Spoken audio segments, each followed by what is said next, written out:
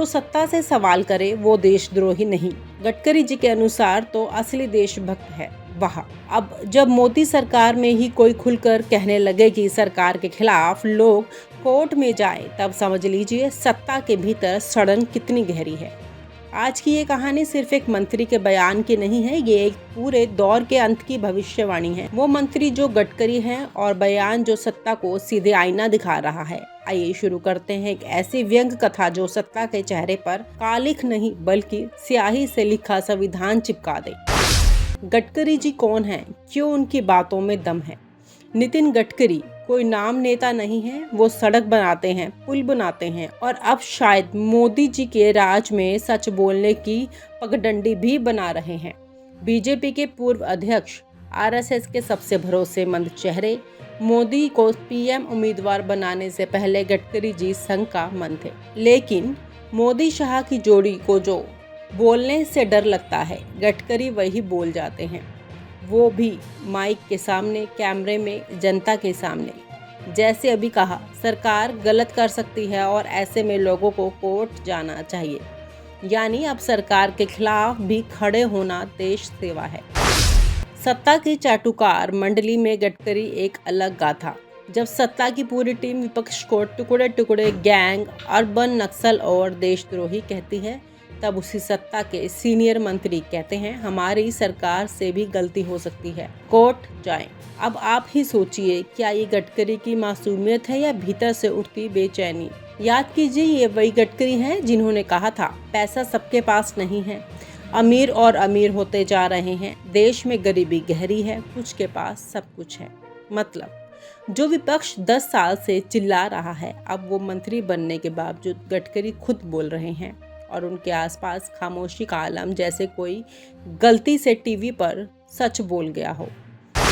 गडकरी बना मोदी, एक साइलेंट संघर्ष। क्या मोदी गडकरी के बीच वाकई टकराव है? उत्तर है हाँ, पर यह टकराव बयानबाजी का नहीं है, सिद्धांतों का है। मोदी सत्ता केंद्रित राजनीति करते हैं, गडकरी संघ के समाज केंद्रित दर्शन के वाहक हैं। गडकरी का बयान कोर्ट जाओ सरकार के खिलाफ, ये तो लोकतंत्र का असली पाठ है। लेकिन जब यही बात राहुल गांधी बोले तो जेल जाते हैं, केजरीवाल बोले तो सीबीआई आती है, गडकरी बोले तो बीजेपी में सन्नाटा छा जाता है। मतलब भीतर ही भीतर पार्टी के बड़ों में अब घुटन है और गडकरी उसकी सबसे मुखर आवाज। आरएसएस की भाषा, गडकरी का मुंह। आरएसएस भी अब मोदी से खफा है और गडकरी को आगे लाना चाहता है। गडकरी संघ की भाषा बोलते हैं, गरीबी बर्बाद करो, सत्ता से सवाल करो। संघ भी अब 75 की उम्र में रिटायरमेंट का हवाला देकर मोदी को किनारे करना चाहते हैं। अब जब मोहन भागवत कहें कि 75 के बाद साइड हो जाना चाहिए, तो गडकरी कहें कि सरकार के खिलाफ कोर्ट जाना चाहिए, तो मामला कोई आम बयान नहीं बल्कि सत्ता परिवर्तन की प्रस्तावना है। गडकरी की भाषा, लोकतंत्र की वापसी। एक ऐसा दौर है जहां सच बोलना अपराध है, जहां सरकार के खिलाफ कोर्ट जाना मतलब एनआईए, ईडी, सीबीआई। लेकिन गडकरी कहते हैं ऐसे लोग जरूरी हैं जो अदालत जाए सरकार के खिलाफ। मतलब आरटीआई फाइनल करने वाला देशद्रोही नहीं, देशभक्त है। पीआईएल करने वाला राष्ट्र विद्रोही नहीं, राष्ट्र रक्षक है। अब आप सोचिए कि ये बीजेपी का भविष्य है। सत्ता का डर और गडकरी की हिम्मत, कितनी हैरानी की बात है। जिन्होंने सुप्रीम कोर्ट में सरकार को घेरा वो जेल में हैं। जिन्होंने मोदी मॉडल पर सवाल उठाए उन पर यूएपीए लगा। लेकिन गडकरी की हिम्मत देखिए, उन्होंने कैमरे पर सरकार को गलत ठहराने वालों की जरूरत बताई। क्या ये आत्महत्या है या आत्मा की आवाज? क्योंकि मोदी राज में कोई मंत्री अगर ऐसा बोले तो अगला टिकट कटना तय है। इस बयान के बाद क्या होगा? अब गडकरी की कुर्सी खतरे में है या पार्टी में बगावत खुले रूप में आ जाएगी? संघ ने तो अमित शाह, योगी और मोदी को लेकर नाराजगी जताई है। गडकरी उसका सबसे प्रमुख चेहरा बनकर उभर रहे हैं।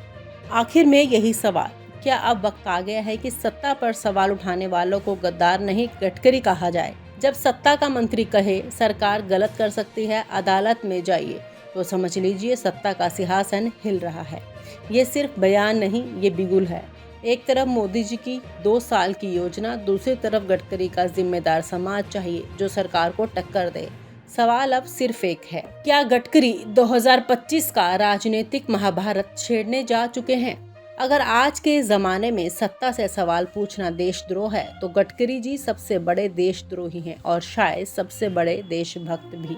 नरेंद्र मोदी अब उस मुकाम पर खड़े हैं जहां एक नेता या तो इतिहास बनाता है या इतिहास के हाशिए पर धकेला जाता है।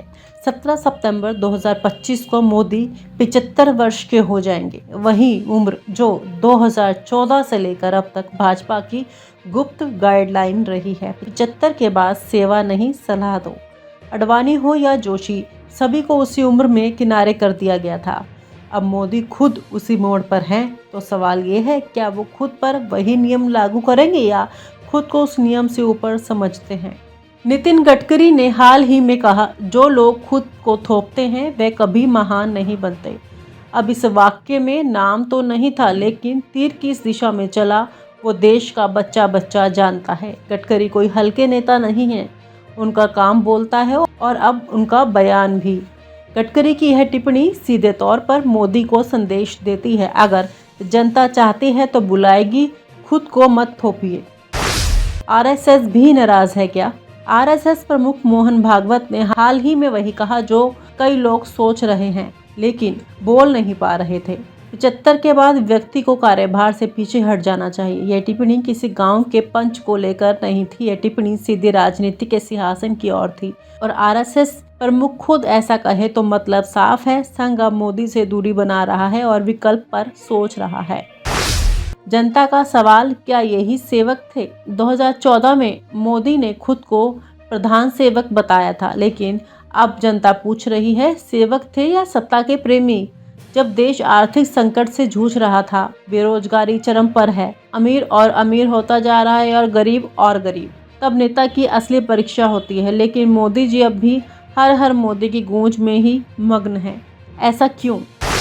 नितिन गडकरी का अलग रास्ता। नितिन गडकरी अब सिर्फ मंत्री नहीं है, बल्कि वो एक वैकल्पिक सोच है। उनका खुला कहना है कि देश में अमीर और अमीर होता जा रहा है, गरीब और गरीब। अपने आप में मोदी सरकार के विकास मॉडल की पोल खोलता है। उन्होंने आर्थिक असमानता को गंभीर चुनौती बताया और शायद यही कारण है कि जनता अब उन्हें अगला नेता मानने लगी है। गडकरी अब चुप रहने वाला संघी नहीं, सच बोलने वाला नेता बन चुका है। क्या मोदी सत्ता से प्रेम करते हैं? मोदी का अतीत बताता है कि वो कुर्सी कभी छोड़ने वाले नहीं लगते। गुजरात में भी वही तस्वीर थी, उन्होंने किसी को उत्तराधिकारी नहीं बनने दिया। यहाँ तक कि आनंदीबेन पटेल भी खुद से नहीं, परिस्थितियों से हटाई गई। अब दिल्ली में भी वही हो रहा है, लेकिन एक फर्क है, अब उनकी उम्र भी बोल रही है और लोग भी। चुप्पी भी बयान होती है।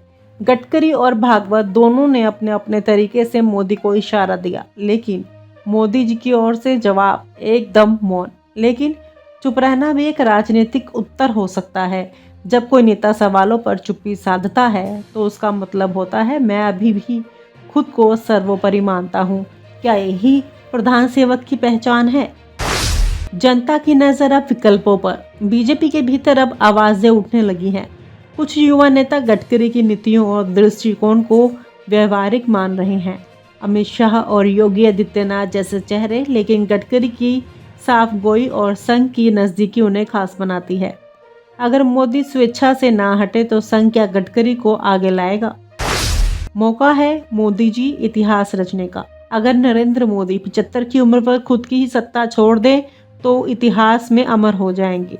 तब लोग कहेंगे, ये वो नेता था जिसने अपनी मर्यादा खुद तय की और पद का त्याग किया। लेकिन अगर वो जमे रहे तो यही जनता कहेगी, ये भी सत्ता के भूखे निकले और खुद को भगवान समझ बैठे। अब जनता तय करेगी, नेता या राजा। अब फैसला जनता का है। क्या वो 2029 तक उसी चेहरे को देखना चाहती है जिससे हर चुनाव को मोदी का चेहरा बना दिया, या अब देश को एक नया चेहरा चाहिए, नीतियों पर आधारित, काम के आधार पर चुनने योग्य? और क्या मोदी खुद इतना बड़ा दिल दिखा पाएंगे कि पद छोड़कर एक सच्चे नेता की मिसाल बन सके? अगर हाँ, तो मोदी जी को अब कहना चाहिए, अब मुझे जनता से बुलवाना है, ना कि खुद को थोपना है। और आप हमसे जुड़े रहने के लिए सब्सक्राइब करें YouTube पर, फॉलो करें Twitter पर और लाइक करें Facebook पर। और ज्यादा जानकारी के लिए आपको टाइप करना होगा सिर्फ न्यूज़ नशा।